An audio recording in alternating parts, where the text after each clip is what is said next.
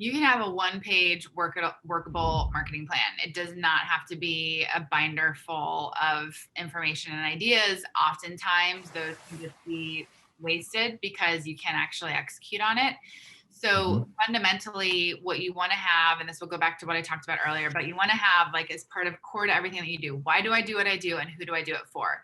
Because that's your vision and that's your target market. But those can be two sentences. And then you want to have a very clear definition, bullet points of what are my business goals and objectives. So is it revenue growth? Is it asset growth? Is it inorganic growth? But get really specific. So if it's asset growth, where is that asset growth coming from? If it's an increase in financial planning revenue, where is that revenue coming from? Existing clients, centers of influence, new prospects. So just getting really clear on those business goals and objectives. I would encourage you to have no more than 3 to 5, because at some point it just becomes impossible to prioritize. Too many. Yep. Prioritize your top 3, maybe top 5.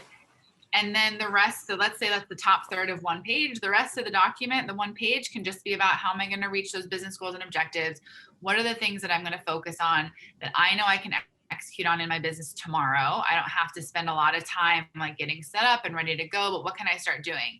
Where you're going to start getting extended, and like, don't get me wrong, we do very in-depth strategic communication plans for some of our clients. And where it gets extended is in what we would call like an editorial calendar.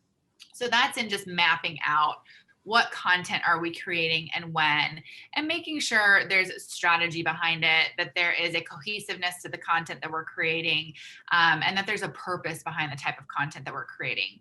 And so that's where you can sort of have like a month by month breakdown of, okay, here's the content. And by the way, content could be anything. Content could be a workshop. Content could be a social media post. Content could be a downloadable asset. Content could be a press release. Content is like the huge bucket. But that's where you'll get past the one page. And then, okay, now that I have my why, my who, my business goals, what marketing and PR, tactics are going to support those business goals. Then on the following pages, you'll say, and here's what I'm doing in January. Here's what I'm doing in February. Here's what I'm doing in March. And of course, any plan needs to be able to pivot just like a good financial plan does.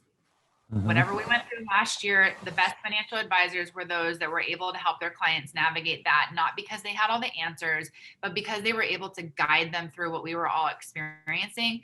Marketing is no different. Your plan needs to be able to pivot and shift, but you still sort of want to have an expectation of here's the content that I'm creating and then who's creating it.